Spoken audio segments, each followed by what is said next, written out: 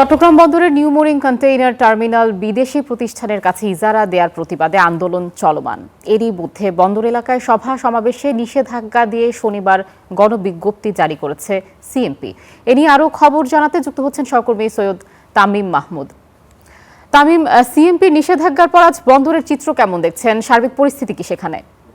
থেকে কিন্তু চট্টগ্রাম বন্দরে যে new mooring container terminal NCT সেটিকে বিদেশি অপারেটরদের হাতে নিয়োগ দেওয়ার যে প্রক্রিয়া, সেই প্রক্রিয়াকে কোনোভাবেই কিন্তু মানতে চায়নি চট্টগ্রাম বন্দর যে শ্রমিক কর্মচারী আছে তারা, এবং সেই প্রতিবাদে কিন্তু গতকালকে থেকে কর্মবিরতি চলছে। সকাল 8টা থেকে বিকেল 4টা পর্যন্ত এই কর্মবিরতি চলমান ছিল। এর প্রেক্ষিতে আজও কিন্তু সকাল 8টা থেকে বিকেল 4টা পর্যন্ত তাদের এই কর্মসূচি অব্যাহত রয়েছে। তবে গতকাল শুধুমাত্র অপারেশনাল কার্যক্রম বন্ধ থাকলেও আজকে কিন্তু প্রশাসনিক কার্যক্রমও বন্ধ থাকবে। এছাড়াও স্কপের পক্ষ থেকেও কিন্তু সকাল 11টায় একটি কালো পতাকা মিছিলের আহ্বান করা হয়েছে, ডাক দেওয়া হয়েছে, যেটি চট্টগ্রাম বন্দর অভিমুখী হবে।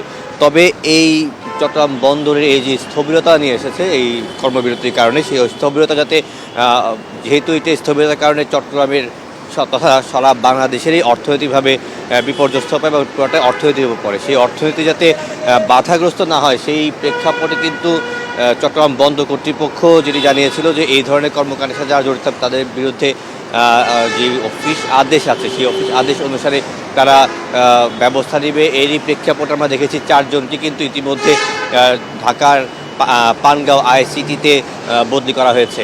এর বাইরেও কিন্তু আমরা